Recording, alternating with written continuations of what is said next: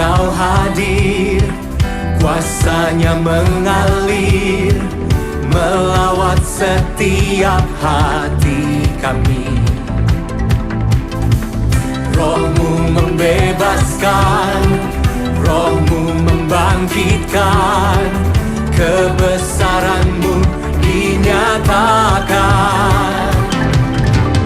Diselamatkan untuk menyembah, datanglah kerajaan-Mu di dunia. Di hadapan tatamu, seluruh jiwa menyatu, nyanyikan pujian, senada dengan surga. Kami datang bersatu, sembah puji nama-Mu, semesta bersuka bersama dengan surga.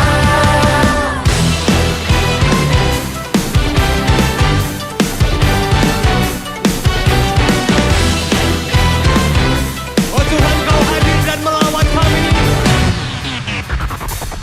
Tuhan, Engkau hadir, kuasanya mengalir, melawat setiap hati kami.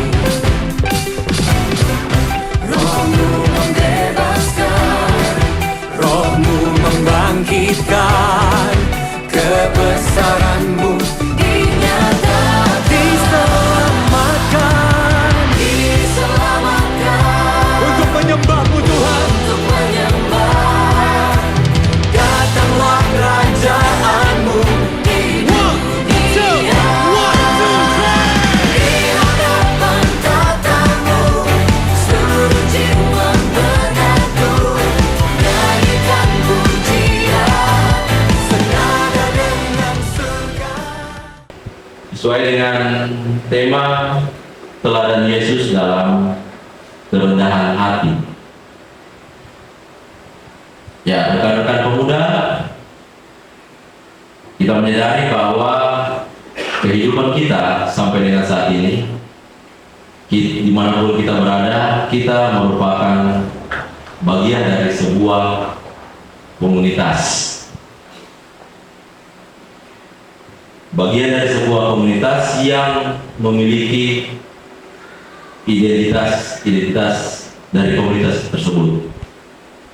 Komunitas kita sebagai dalam keluarga, sebagai seorang anak, komunitas kita sebagai seorang pelajar di sekolah, komunitas kita sebagai seorang mahasiswa di kampus, komunitas kita sebagai seorang pekerja di tempat di mana kita bekerja, bahkan komunitas di mana kita bergaul, semuanya memiliki identitas tertentu. Entah dia dalam bentuk komunitas yang resmi, entah komunitas yang karena kumpul-kumpul baku deka rumah, keluar rumah, ada deko-deko, orang kumpul-kumpul tiap malam atau tiap siang, sore. Ya, itu dalam komunitas itu pasti kita memiliki identitas tertentu. Dan kalau dulu komunitas ini juga memang terlihat di kalau habis makan siang, kalau di kampung-kampung ini sekarang sudah mulai bergeser. Ibu Pendeta, kalau di bagian kecamatan Poso Kota Selatan lagi, saya pernah jalan dengan teman waktu kantor, jalan di bagian Pamulang Barat. Jadi terus sempat berbincang-bincang lihat sepanjang jalan. Ini tiap siang ini jam makan siang ini ada, setelah jam makan siang biasanya orang tidur. Nah, jadi kami berpendapat berarti tingkat kesuksesan maju atau berkembangnya daerah itu dilihat dari jam begini. Karena pas lewat di sana masih ada nenek, mama, nenek, anak. Biasa juga ada kayak adik yang bersusun. Semua susun ke bawah ini, perempuan semua. Nah, jadi begitu. Jadi kami bilang, oh itu berarti mungkin satu bisa menjadi pembanding bahwa berkembangnya suatu daerah dilihat di jam mulai antara jam 12 sampai jam 12 siang. Kalau masih ada di yang seperti itu berarti ya masih karena belum ada akses teknologi yang teknologi diakses. Jadi kalau di sini kan ya mungkin orang habis makan siang bagi buka masih pegang HP. Ini juga merupakan suatu komunitas yang di dalamnya ada identitas berbicara mama di muka baca ceritakan bagaimana tadi kian di sekolah, bagaimana tadi kian di pasar, sampai selanjutnya ke belakang berurutan simbiosis mutualisme berarti yang kasih ini yang paling belakang no? Kita sampai cari akan dia rambut putih kah atau cari yang lain. Jadi itu komunitas ini memiliki identitas tertentu dan bagi kita orang percaya, bagi kita pemuda gereja, pemuda yang hidup dalam lingkungan gereja, dalam suatu persekutuan gereja yang bersekutu, bersaksi dan melayani,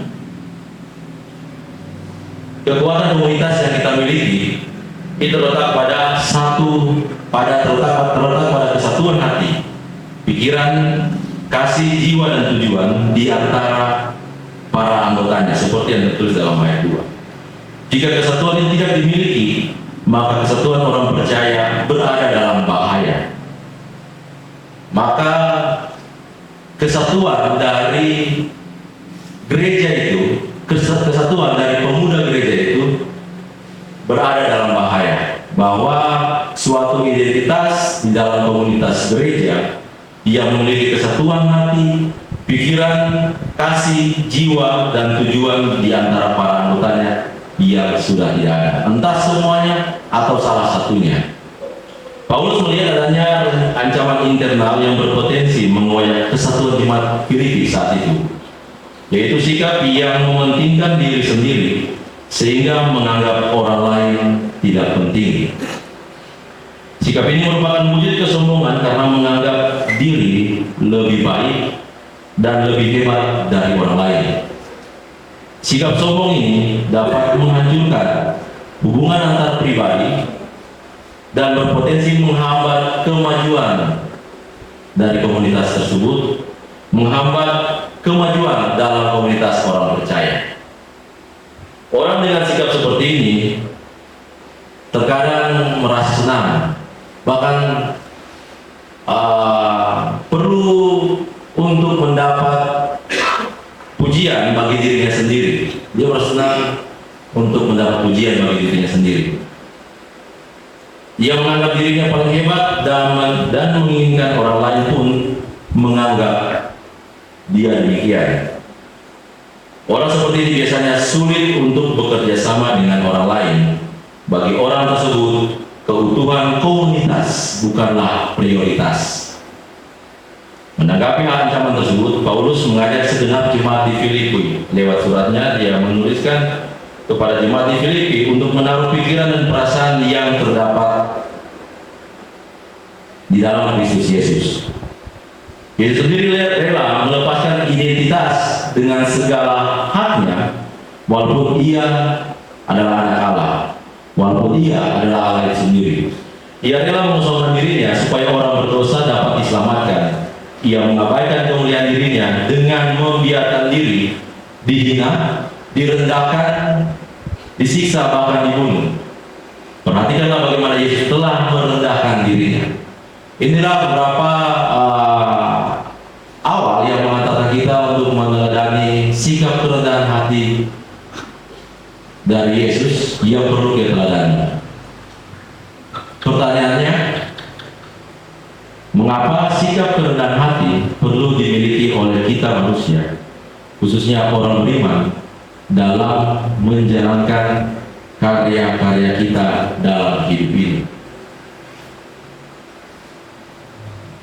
Bunda Teresa berkata, kerendahan hati adalah ibu dari semua sifat yang baik. Dalam kerendahan hati, kasih kita menjadi nyata. Kerendahan hati adalah sikap berdamai yang memiliki makna dan dampak yang luar biasa.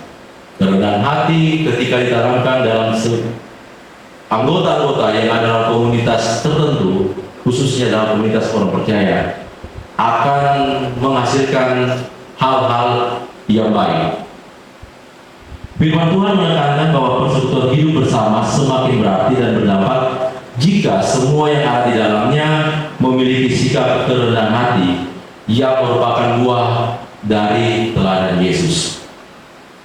Tuhan Yesus menunjukkan kepada kita teladan terbesar tentang kerendahan hati. Ia rela menjalankan misi Allah Bapa dengan memberi dirinya mati tersalib sebagai wujud totalitas kasih-Nya agar kita manusia diselamatkan.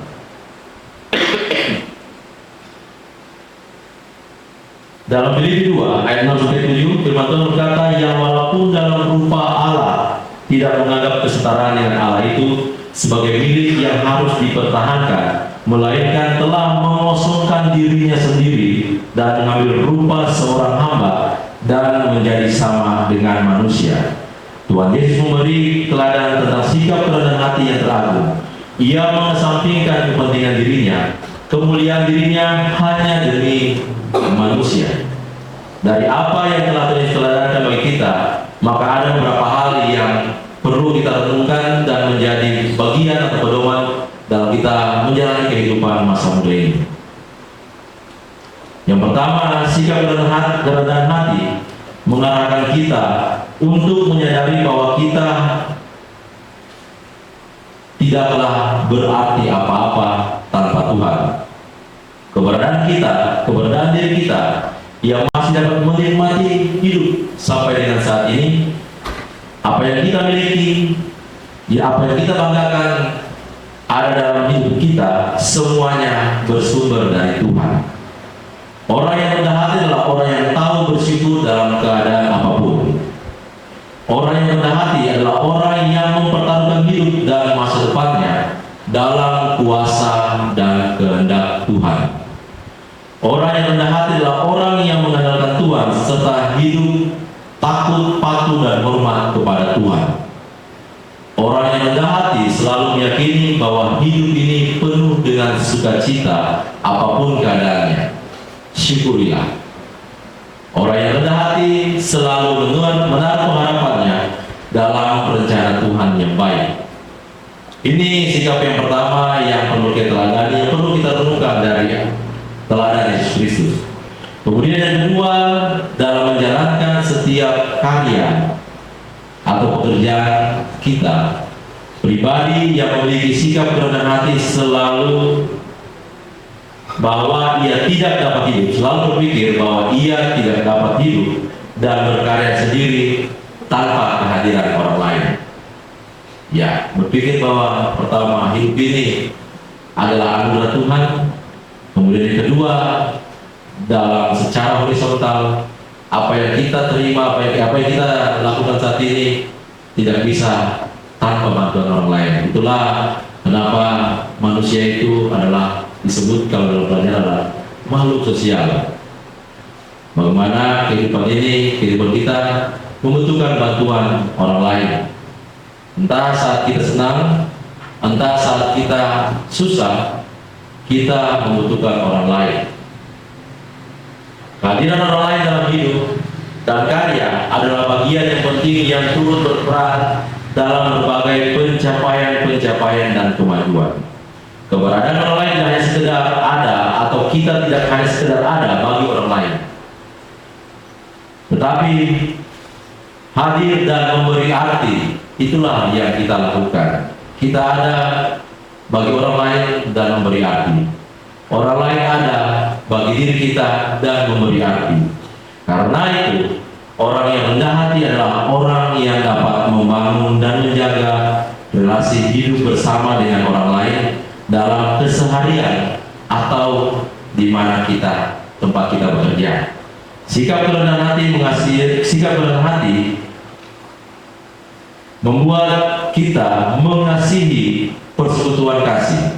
Kita memiliki kasih mesra, belas kasihan, sehati, sepikir, satu kasih, satu jiwa, dan satu tujuan dalam komunitas hidup yang kita jalankan. Orang yang rendah hati adalah orang yang tidak merasa paling baik, paling bisa, paling tahu, paling pintar, dan lain-lain. Karena kerendahan hati tidak bersikap meremehkan orang lain, tetapi justru mengarahkan kita untuk mengenal diri dan menyadari bahwa ada banyak juga kekurangan-kekurangan dan ketidaksempurnaan dalam dirinya, dalam diri kita, dan mampu melihat, merangkul, mengakui, serta menghargai orang lain dalam berbagai kelebihan dan kekurangan yang dimiliki orang lain. Orang yang rendah hati akan menempatkan orang lain lebih utama dari dirinya. Orang yang rendah hati adalah orang yang berintegritas, tidak ada dalam kepura-puraan dan kemunafikan dalam bersikap dan bertindak, tetapi melakukan semua karya-karya atas dasar kebenaran dan keadilan yang pada akhirnya memberi dampak kebaikan bagi banyak orang. Ketika kita memiliki sikap kerendahan hati, kita akan melakukan semua pekerjaan tanpa melihat siapa yang akan mendapatkan pujian. Melainkan yang perlu kita lakukan adalah bekerja dengan penuh tanggung jawab dan mempersembahkannya untuk kemegahan dan kemuliaan nama Tuhan, dan bukan untuk pujian yang sia-sia. Dalam hidup ini banyak orang bisa menyatakan kebaikan atau bertindak yang baik. Orang jahat pun dapat berbuat baik, tetapi hanya sedikit saja orang yang dapat menjaga hatinya agar tetap tulus dan memiliki kerendahan hati. Merendahkan diri memang bukan perkara mudah. Sebab itu kita perlu sebagai seorang muda dalam kehidupan kita saat ini, kita mulai melatih diri kita untuk bersikap demikian dalam relasi atau hubungan di komunitas-komunitas kita. Yang terkecil di keluarga, bagaimana kita memiliki kerendahan hati dengan sesama anggota keluarga, menghormati dan menghargai orang tua kita, kemudian mencintai, mengasihi saudara-saudara kita. Dalam pergaulan kita, entah di lingkungan masyarakat, di sekolah tempat kita belajar, di kampus tempat kita belajar, dan di kantor tempat kita bekerja, kita memiliki kerendahan hati terhadap orang lain. Mengakui bahwa apa yang kita terima, apa yang kita lakukan saat ini, semuanya hanya karena Tuhan.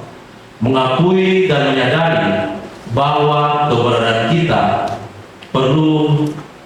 kita dibutuhkan orang lain, dan kita membutuhkan keberadaan orang lain dalam menjalani kehidupan, pekerjaan, dan karya kita.